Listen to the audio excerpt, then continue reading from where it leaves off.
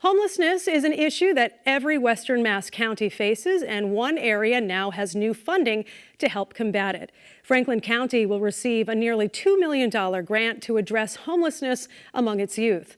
Clare Higgins, Executive Director of Community Action Pioneer Valley, joined me in studio to explain both the grant and the additional work being done to help young people break the cycle of homelessness. Community Action Pioneer Valley is the community action agency for Franklin and Hampshire counties. That means that we are one of the over 1,100 designated anti-poverty agencies across the country that grew out of the 1964-65 War on Poverty. We run things like fuel assistance, Head Start, early care and education programs. Youth employment. We run other employment services, weatherize people's homes, a wide variety of services, and the unifying principle of them is that they offer people access, opportunity, and they help build community and give people paths into where they want to go in their life, economic stability. Talk a little bit about the Continuum of Care, which is also part of your role. So the Continuum of Care is a HUD-funded program that is funds communities, defined broadly, to come together to fight homelessness, to build systems that help people get out of homelessness and into permanent homes. Our continuum covers Franklin, Hampshire, and Berkshire counties. There's a separate continuum for Hampden County. We are the new, what's called the collaborative applicant. What that means is community action applies on behalf of about 19 different projects that are run through various partners in the region, various nonprofit housing partners in the region, to help people who are living in homelessness to come out of homelessness. And so you that money goes towards, with housing, also counseling as well? Is that part of it? Permanent supportive housing, permanent housing, transitional housing. Those are the kinds of housing types that we tend to be supported by this money. And the Continuum of Care money allows us to have additional services for housing providers don't necessarily get enough money to both pay for the housing and to pay for the additional services that people who have struggled to maintain permanent housing might need. So the Continuum is one of the vehicles to get additional money into that system. And what kind of services would be offered if somebody is coming off the street? Helping people manage money, coordinate their benefits, help them find and keep employment. Those kinds of things would be what we found, for instance, in our youth homelessness survey is even though these young people may be homelessness or at high risk of homelessness, over 40% of them are still employed, right? Even though they might be living in a shelter, right? So helping people get and maintain employment, but primarily to obtain and maintain permanent housing, right? Because the first thing people need is housing. Thinking about, you have kids, what's the first game your kids play? The first game they play? Yeah, the first imaginary play. It's most often house, right? Right. Right? Fixing the house up, sweeping, taking care of the baby. Home is kind of this fundamental thing we have, right? If we don't have a home, it's really hard to do any of the other things that are going to stabilize us. So the very first thing the staff are going to help people do is get and maintain safe, affordable housing. Tell us a little bit about the youth initiative that you just received money for as well.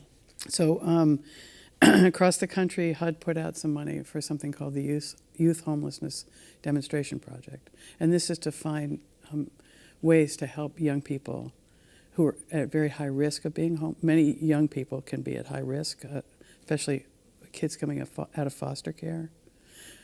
And kids young people who were themselves as youngsters were homeless, right? So their experiences are different, and that puts them at a higher risk. So there were 23 grants, I think, across the country, 8 of them earmarked for rural communities. Franklin County is a rural county. We applied on behalf of Franklin County. Springfield actually applied on behalf of the Springfield COC. And both of us were awarded a youth homelessness demonstration grant, which is a pretty amazing thing when you think about the work that's being done across the country, that just the Pioneer Valley received 2 of those grants. That has a lot to do with the fact that the 4 Western counties have been working collaboratively now for many years on issues of homelessness through the Western Mass Network to End Homelessness, which ties our work together. And how will that money be used? So initially we're going to do some more deep planning on what needs to be done. We know that we want homelessness to be brief, rare, and non-recurring for our young people who are engaged. We initially wrote the grant with the collaboration of a youth advisory board. That youth advisory board continues, and we will continue to work with them to inform the work we're doing. What we know is that we have higher numbers, about 30% of the young people that were experiencing homeless during our needs assessment were pregnant and parenting. About a disproportionate number were young people of color, especially Latinx young people, and GLBTQ youth. So we know that we have to think about those special populations as well. So we'll be identifying with the Youth Advisory Board and the COC as a whole, what are the right next steps to write into a plan that will be then approved by HUD. And then if we go through that whole process successfully, we'll have about $900,000 a year to spend on housing supports and expansion of housing for young people in the region. When you talk about housing supports, and you were talking about before, just helping people with finances, helping people maintain a job, I mean, that does really come out of a family experience, right? Because if you send any 18-year-old off, just to find their way, it's difficult. It's very, very hard. How are you able to kind of, I guess, shepherd them and kind of let them know that there are resources, and it's not easy to be out there. When I think about the work of community action, we guide ourselves through our tagline, access, opportunity, and community. And one of the things that really happens is that people are anchored through relationships. You just said it's through family. It doesn't have to only be through family. It's anchoring people through those relationships and through some sense that they are in a place that can be long-term for them. And have somebody to lean on. And have some people to lean on, larger than maybe one person, maybe a community, right? Including other young people. What we've seen through the Youth Advisory Board is what a great support they've been to each other, right? So helping young people find that support, adults in the community, adults through the programs that they're engaged in, adults in the community college system, as people say, hey, I want to do the next right thing to bring stability to myself and my family. Many of these young parents are not just thinking about themselves, but their child. So we're thinking about different ways to do that, but again, guided by the voices of young people in the region. There are a number of different ways that it may happen. There may be a young person with special needs of some sort that, permanent supportive housing may be what's necessary. We find what we know is the first thing they should have is housing. Right.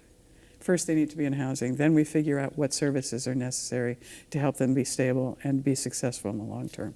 So we'll be looking at how do we create more housing opportunity. There's a dearth of housing in the region. I think there's maybe 24 permanent supportive units in the 3-county region, maybe less than that in terms of transitional housing. So we're going to be looking at a combination of different housing types, different support systems to help young people stabilize and then do the next right thing for themselves. I'm sure you have many stories that you can share with the work that you've done over the years, but is there something that comes to mind as like a success story, that all of this hard work that all of these people are doing together? Well, this is new work, so I'm not sure that we have a success story with this new work, but I can tell you, having worked with in the region in human services for many years, I have seen young people that I worked with who were pregnant and parenting teens in the 80s and 90s who now have raised successful families. Their children have graduated from high school. Their children are stable because they had stability through a difficult period in their life. And that's what can happen here. We can start building those stabilizing supports for young people so that they can take their next steps. And think about the systems that we know young people are in who for some reason maybe their family can't offer the support they need. 18 years old, you can leave the foster system. And then what? And then what? I mean, you can stay in, but you may not want to stay in an institution that you've been in for many years, right? So that's a group of people we have to pay particular attention to, right? We know that there's young people with special needs that want to have the independence of adulthood, but may need some support around them. These are the kinds of systems that we need to build. So this is really working to change the systems to be more supportive of young people who may be at risk of being homeless or who are homeless. There's a lot of important players here: the Department of Mental Health, the Department of Children and Families, the Community Health Center, the school systems, right? All those different people who are interacting with young people, the workforce development system. Right. All of those play a part in helping stabilize these young people from 18 to 24 and trying to help figure out what's the next right step for them.